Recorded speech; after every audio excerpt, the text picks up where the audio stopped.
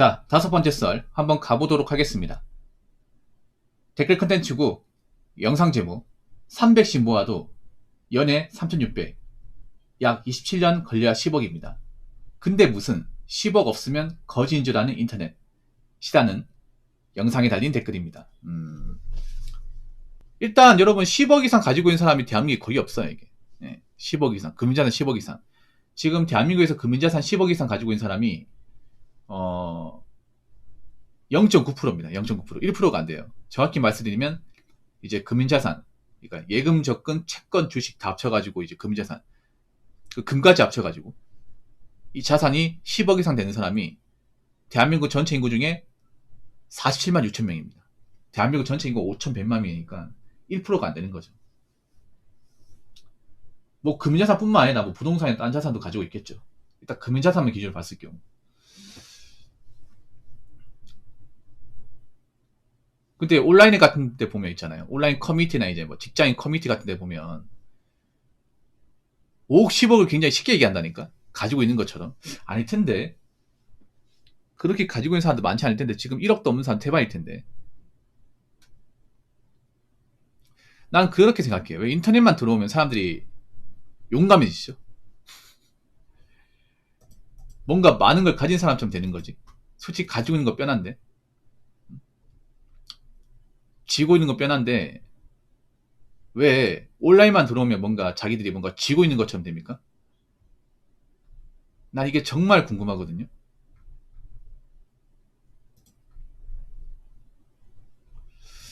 정말 가지고 있는 사람도 얼마 없을 텐데.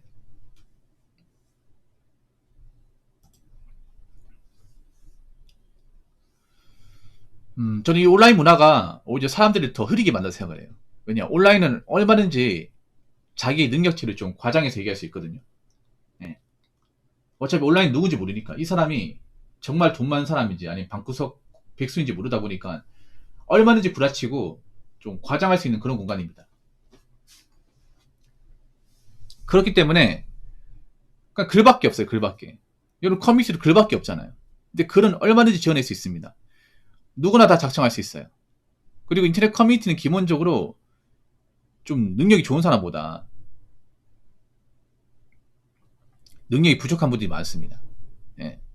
그러니까 벌이가 적은 분이 더 많아요. 상식적으로. 여러분 돈 많이 버는 사람이 뭐하러 커뮤니티 하겠습니까, 여러분?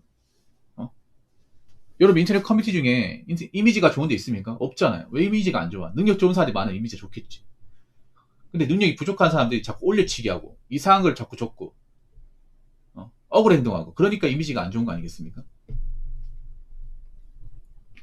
애초에 그런 데서 지극히 정상적이고 개념 있는 글이 나오기 정말 힘들지 않습니까? 환경적으로.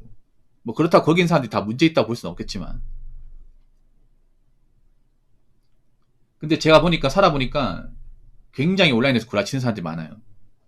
그러니까 뭐 온라인에서 뭐 자기는 얼마 번다 뭐 얼마씩 가지고 있다 그런 말을 너무 고지고대로 안 믿으시면 좋을 것 같아요. 자, 댓글 한번 읽어보도록 하겠습니다. 한국 평균 가계부채 1억, 이에 따른 평균 월이자 40만, 평균 가계 통신비 20만, 평균 가계 교육비 50만, 기타 평균 가계 공과금 30만, 평균 가계 보험료 30만, 가구당 평균 170만의 빼박 고정지출을 가진 구조입니다. 근데 이 비용들은 우리 아버지, 할아버지 때는 존재하지도 않거나 미비한 것들입니다. 서울 같은 대도시에선 위 비용은 더욱 올라갈 겁니다.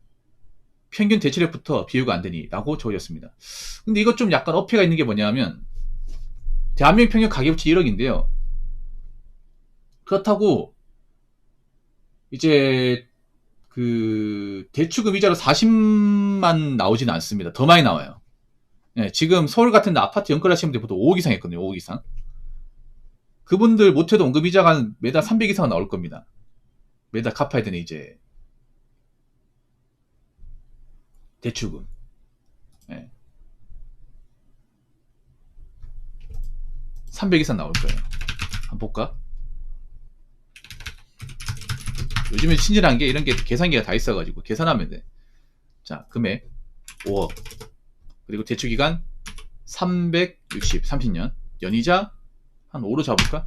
5% 잡고 계산하면 매달 갚아야 되는 돈이 260만원. 이자만 200이에요.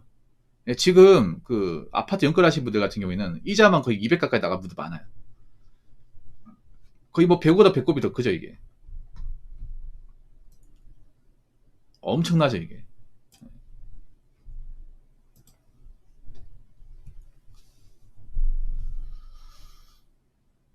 말 그대로 평균이기 때문에 뭐 가계부채가 있는 사람도 있고 없는 사람도 있으니까 이제 연끌하신 분들 기준으로 말씀드리면 그분들은 정말 많이 냅니다. 그분들은 못해도 아파트 월 대출금만 해도 한 200 이상 나갑니다. 적게 짜도 200이에요. 많이 내는 분은 막 400까지 나가요. 통신비 20만 더 나갈 텐데 요즘에 더 나갈 겁니다. 20만 가지고 안 돼. 만약에 이제 가족이 3명 있다면 스마트폰 있을 거 아니에요. 요즘에 스마트폰 없는 사람도 없잖아요. 애들도 스마트폰 다 가지고 있어. 그러면 요즘에 다 5G 쓰지 않나요? 스마트폰 다 5G 아니야. 5G 요금이 한 7만원, 8만 나올 텐데. 그리고 요즘에 뭐 약정 요금제 해가지고 이제 할부금 내가면서 스마트 구매한 사람도 많잖아요. 그러면 한 사람당 나가는 돈이 한 12만원, 13만 나오거든요. 둘이서 하면 25만원이야. 자식까지 있으면 한 5만원 추가해서 한 30만원? 더 나가, 이게. 더 나가. 가계 교육비 50만원. 이것도 더 나갈 것 같은데.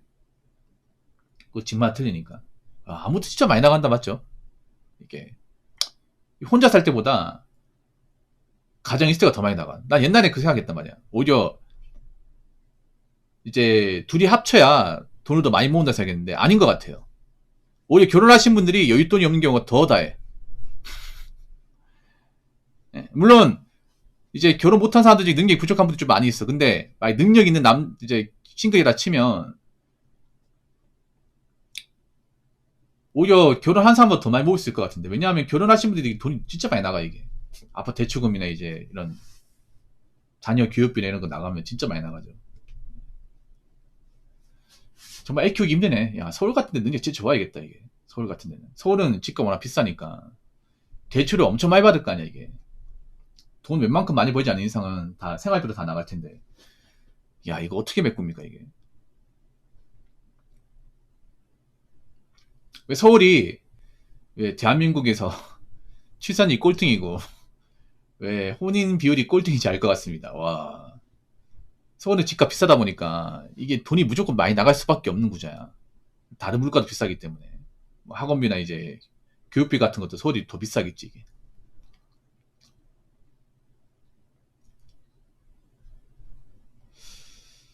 아무튼 그만큼 이 돈 벌고 이 대한민국 땅에서 사는 거 정말 힘든 겁니다, 여러분. 서울 같은 데 정말 대단하네. 결혼하신 분들. 야, 부모님의 어떤 그런 좀 뒷받침이 없으면 많이 힘들겠다. 서울 같은 데는 정말 부모님 뭐 도움 안 받고 결혼하는 거 자체가 불가능한데 이거는 완전 불가능이야 이게. 야, 서울은 남자 여자나 집안에 뭐 좀 뒷받침되고 둘 다 괜찮은 직장 아니면 애초에 결혼이 안 되는 거네. 안 되는 거네 이게. 일단 이게 문제 있는 게 가계부채 1억이야 여러분. 그러니까 집마다 평균적으로 빚이 1억씩 있는 거예요. 우리나라 보면 뭐가 문제예요? 지금 빚 있는 집안들이 많아요. 근데 문제는 빚 있으면 갚아야 되는데 빚이 제때 못 갚는 사람들이 점점 늘고 있습니다. 그리고 물가는 올라가고 있고. 원래 빚 갚으려면 일을 여러 개 해가지고 갚아 나가야 되는데 그것도 경기가 좋아야 말이죠. 요즘에 경기가 안 좋으니까 이자리 같은 것도 많이 안 나온단 말이죠. 그러다 보니까 빚 갚는 게 점점 힘들어요.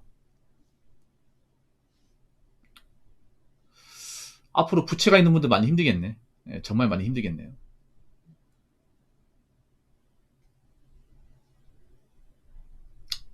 아무튼 빚 있는 분들은 빨리 갚으세요. 예, 자꾸 미루지 마시고.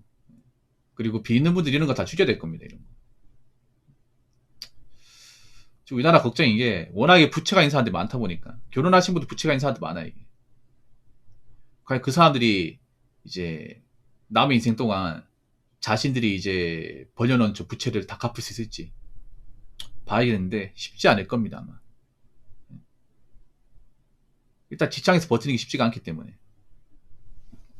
보통 보수가 좋은 직장에서로 살아남는 게 쉽지 않거든요. 아무튼 부채 있는 분들 잘 갚아 나가시고 지금 뭐든 아껴야 됩니다. 아시겠죠? 자, 이상으로 5번째 썰 마치도록 하겠습니다.